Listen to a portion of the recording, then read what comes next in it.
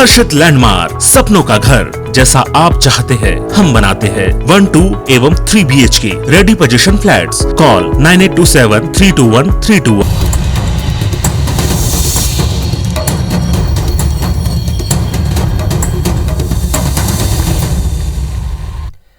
नमस्कार, आप देख रहे हैं IBC 24। मैं हूं आपके साथ विजय कुमार पंड्या। छत्तीसगढ़ के इस बुलेटिन में आप सभी का स्वागत। और सबसे पहले बात हम करेंगे छत्तीसगढ़ के इस बुलेटिन में रायपुर की, क्योंकि 3 दिवसीय आदिवासी नृत्य महोत्सव का आगाज हुआ है।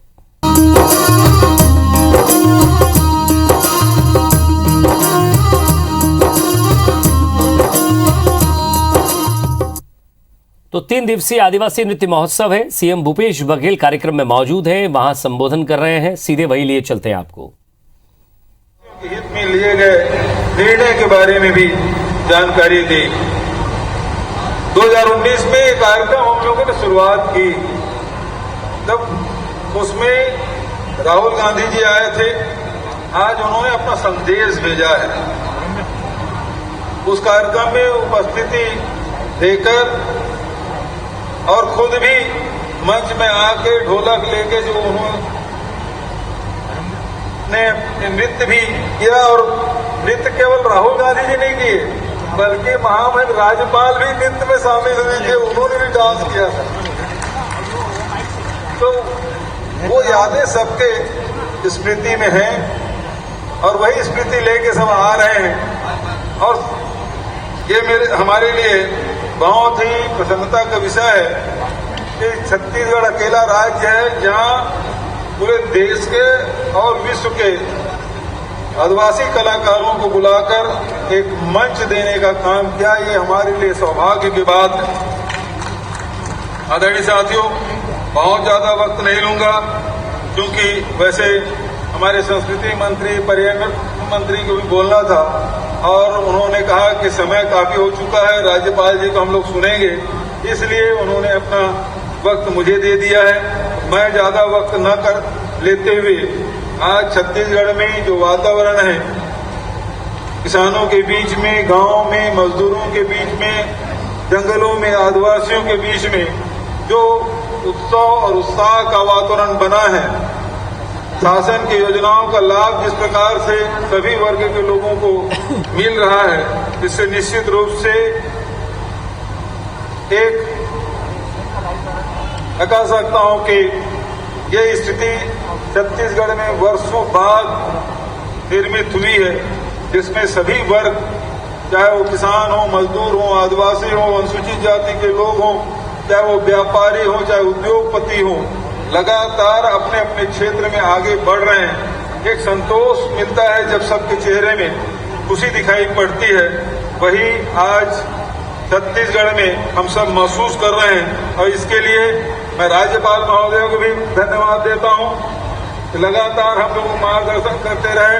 हमारे मंत्रिमंडल के साथियों को भी धन्यवाद देना चाहता हूं कि वो दिन रात मेहनत करके उनके विभागों के दायित्वों को बड़े संजीदा से निर्वहन भी कर रहे हैं। हमारे विधायक साथी भी हैं, हमारे अधिकारी लोग भी हैं, जो हम लोग कैबिनेट में जो निर्णय लेते हैं जमीनी स्तर पे उतारने का काम हमारे अधिकारी, चाहे मंत्रालय के हों, चाहे वो निचले पायदान के हमारे कर्मचारी हों, सारे लोग लग के इस काम को करते हैं और इस कारण से छत्तीसगढ़ में एक वातावरण बना है। इसके लिए सब लोग इसके भागीदार हैं। मैं सबको बधाई और शुभकामना देते हुए राज्यपाल जी और कलाकार भी इसके बाद, राज्यपाल के उद्बोधन के बाद, आशीर्वचन के बाद और भी कार्यक्रम होने हैं। बहुत ज्यादा वक्त न लेते हुए आप सबको दीपावली के अग्रिम बधाई और शुभकामना देते हुए आदिवासी नृत्य महोत्सव में आप सब भागीदार बन के इस कार्यक्रम को सफल बना रहे हैं। इसके लिए मैं आप सबको बधाई और शुभकामना देता हूं।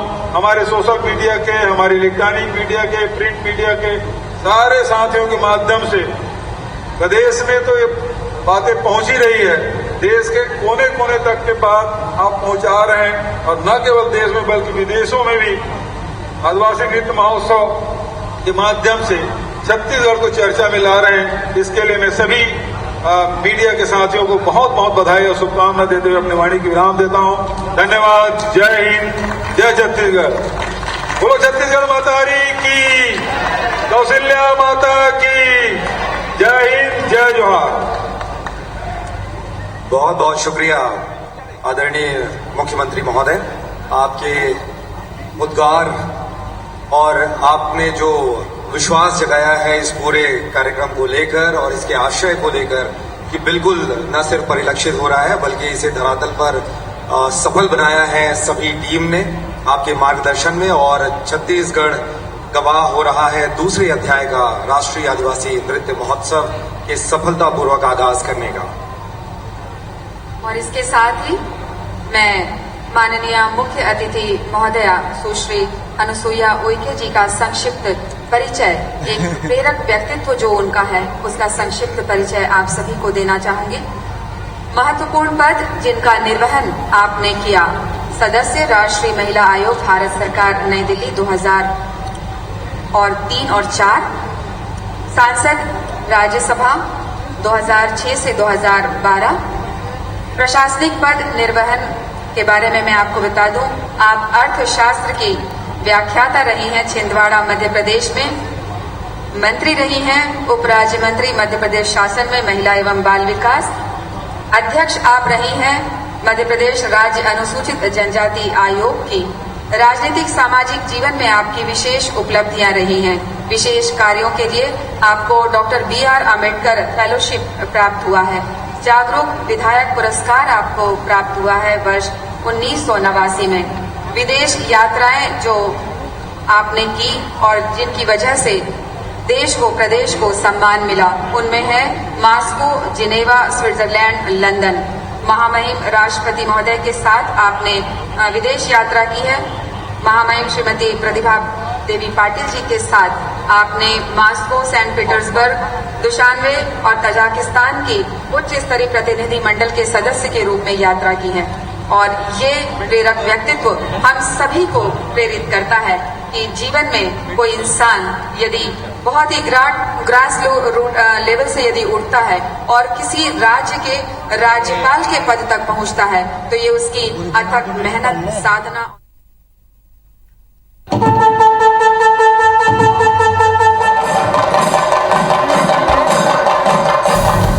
ये तस्वीर छत्तीसगढ़ के उस आदिवासी रंग की है जो रायपुर के साइंस कॉलेज मैदान में होने वाले 3 दिनी राष्ट्रीय आदिवासी नृत्य महोत्सव के दौरान दिखी।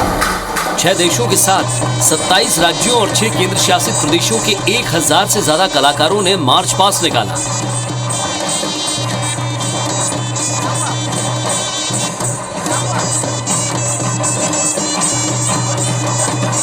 इसके बाद मुख्य अतिथि झारखंड के मुख्यमंत्री हेमंत सोरेन और मुख्यमंत्री भूपेश बघेल ने द्वीप प्रज्वलित कर महोत्सव का आगाज किया। हेमंत सोरेन ने कहा, ये महोत्सव देश को आदिवासियों की संस्कृति और विकास को लेकर एक संदेश देता है। वहीं मुख्यमंत्री भूपेश बघेल ने कहा कि हमारी सरकार आदिवासियों के विकास के लिए तत्पर है। उद्घाटन के मौके पर कांग्रेस सांसद राहुल गांधी का शुभकामना संदेश BK हरिप्रसाद ने पढ़ा। कार्यक्रम के माध्यम से पूरे देश के लिए एक संदेश है कि आज अगर हम चाहें तो ये वर्ग हमारे साथ कदम से कदम मिला के चल सकते हैं। बघेल साहब का ये प्रयास निश्चित रूप से एक मील का पत्थर साबित होगा। छत्तीसगढ़ में हम लोगों ने जहां इन जनजातियों के उत्थान और विकास के लिए लगातार हम लोग काम कर रहे हैं कि आर्थिक दशा सुधरे, इसके लिए 4000 रुपये प्रति मानक बोरा के दर से जहां तेंदुपत्ता खरीद रहे हैं, अब 52 प्रकार के लघु अनुपज खरीद रहे हैं। आदिवासी नृत्य महोत्सव के इस आयोजन में हमारे आमंत्रण को स्वीकार कर हमारे देश के 27 राज्य और 6 शासित प्रदेश के कलाकार के दलों की इस गरिमामय प्रदर्शन में नृत्य संगीत के माध्यम से मनोरंजन के रूप में प्रकट होता है। झारखंड के मुख्यमंत्री हेमंत सोरेन और मुख्यमंत्री भूपेश बघेल महोत्सव में लगे कई स्थलों का अवलोकन भी उन्होंने किया। इस दौरान दोनों ने सेल्फी ली, तूतरी बजाई और मुर्रा भी खाए। CM Bhupesh Baghel tribal conclave zone पहुंचे, जहां वे एंकर के रोल में नजर आए। वहीं महोत्सव के कई अनोखे रंग रात में नजर आए, जब आदिवासी लोक नृत्यों ने दर्शकों को झूमने के लिए मजबूर कर दिया। इधर भाजपा ने आयोजन के जरिए इवेंट कंपनियों को फायदा पहुंचाने का आरोप लगाया। साथ ही सम्मानजनक तरीके से आमंत्रण नहीं मिलने का आरोप लगाते हुए महोत्सव का बहिष्कार किया। बस्तर से, कांकेर से 2-3 हजार आदिवासी सरगुजा से रायपुर आते हैं, उनकी कोई सुनने वाला नहीं है। पर प्रचार प्रसार की भूखी है सरकार, जो अरबों रुपए झूठा श्रेय लेने के लिए खर्चा कर रही है। मांगों को लेकर कोई बस्तर से तो कोई कोरबा से, तो विभिन्न क्षेत्रों से आदिवासी समाज के लोग यहाँ पैदल आ रहे हैं। उनकी बात ये सरकार सुन नहीं रही है। कोई मंत्री, कोई मुख्यमंत्री उनकी बातों को सुनने वाला नहीं। आदिवासी महोत्सव पर जारी आरोप प्रत्यारोप की सियासत के पीछे बड़ी वजह है मिशन 2023 की लड़ाई, क्योंकि दोनों ही दलों को ये पता है कि छत्तीसगढ़ की सत्ता की कुर्सी आदिवासी वोटर्स और आदिवासी सीटों के सहारे ही नसीब होती है। Bureau report, IBC 24।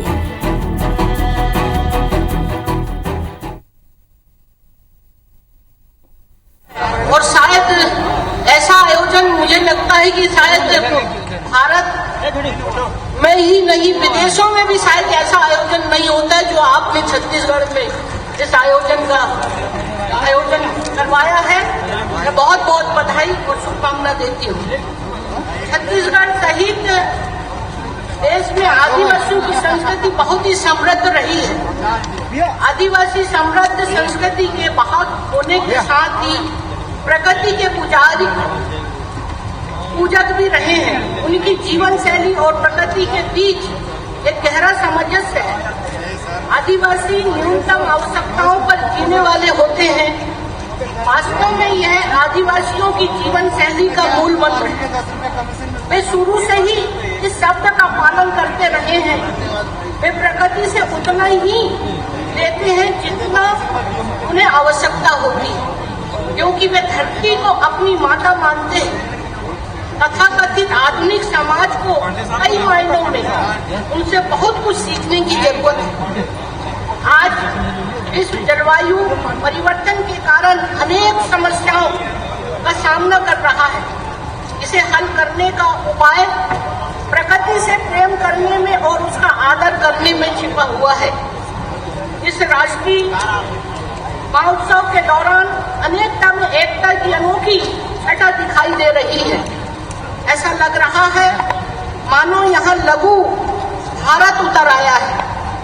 यह महोत्सव विभिन्न परंपराओं और संस्कृति का संगम है। इस सुंदर और भव्य राष्ट्रीय आदिवासी नृत्य महोत्सव के आयोजन के लिए पुनः मैं मुख्यमंत्री माननीय श्री भूपेश बघेल जी और उनकी पूरी टीम को बधाई देती हूँ।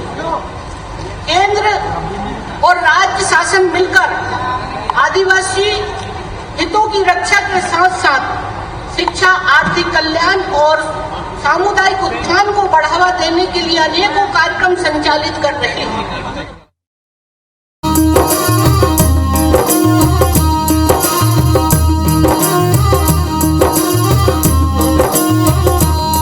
छत्तीसगढ़ में धान खरीदी को लेकर सियासत जारी है। बीजेपी ने प्रदेश के जिला मुख्यालयों में प्रेस कॉन्फ्रेंस कर सरकार से 1 नवंबर से धान खरीदी की मांग की है। साथ ही नेताओं ने कलेक्ट्रेट में ज्ञापन भी सौंपा। बीजेपी नेताओं ने मांग की है कि 1 नवंबर से धान खरीदी हो, साथ ही 15 क्विंटल की जगह 20 क्विंटल धान की खरीदी की जाए, 2 साल का बोनस दिया जाए, कर्ज माफ किया जाए, समर्थन मूल्य की राशि एक मुश्त दी जाए और 2,800 रुपये प्रति क्विंटल की दर से धान खरीदी की जाए।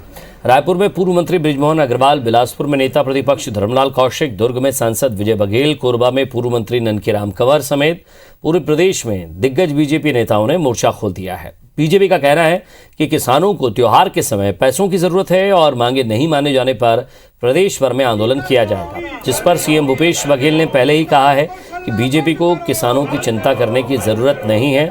दीपावली के समय किसानों को पैसों की कोई कमी नहीं होगी। 1 नवंबर को किसान न्याय योजना की किस्त दी जाएगी। राज्यपाल के नाम हम ज्ञापन दे रहे हैं कि धान की खरीदी 1 नवंबर से होनी चाहिए। साथ में हम ये मांग कर रहे हैं कि किसानों का जो रकबा नापा जा रहा है तो उसको बंद किया जाना चाहिए। साथ में किसानों को धान का मूल्य जो है वो 2800 जाना चाहिए। दिसंबर से करने से किसानों को नुकसान ये है कि हमारे छोटे किसान इतनी उनकी कैपेसिटी नहीं है कि रोक पाए। औने पौने में उनको जो बेचना पड़ेगा उसको लाभ भी नहीं मिलेगा, और जो समर्थन मूल्य है उस रेट में बाज़ार में भी कीमत नहीं है। तो उससे नुकसान से यदि किसानों को बचाया जा सकता है तो 1 नवंबर की तारीख उनको सुनिश्चित करनी चाहिए। सरकार को चाहिए कि 1 नवंबर से धान खरीदे, और ताकि किसानों को दिवाली से पहले पैसा मिल जाए। नहीं, अभी तक तो घोषणा कर देना चाहिए, अभी तक के सामान आ जाना चाहिए, सोसाइटियों को अप टू डेट कर देना चाहिए। अभी तक के बोरा नहीं आया है, और गत वर्ष भी जिस तरह से बोरा के लिए किल्लत हुआ, किसान अपने घर घर से ला करके दिया। हाँ, तो 1 दिसंबर से कह रहे हैं भाई, 1 नवंबर का होगा तो दीपावली है। दीपावली में कौन बेचने आएगा? लोग त्योहार मनाएंगे कि धान बेचने आएंगे? और 1 नवंबर को तीसरा किस्त किसानों के खाते में जाने वाला है। और आखिर में बात कैंसर की। कैंसर एक ऐसी बीमारी है जिसके लक्षणों की पहचान जितनी जल्दी हो जाए उतनी जल्दी रिकवरी के चांसेस रहते हैं। ऐसे में महिलाओं में ब्रेस्ट कैंसर होता है, जिसको लेकर कई तरह के अवेयरनेस प्रोग्राम चलाए जा रहे हैं। कैंसर लाइलाज नहीं है। जागरूकता के जरिए और सजग रहकर हम कैंसर पर विजय पा सकते हैं।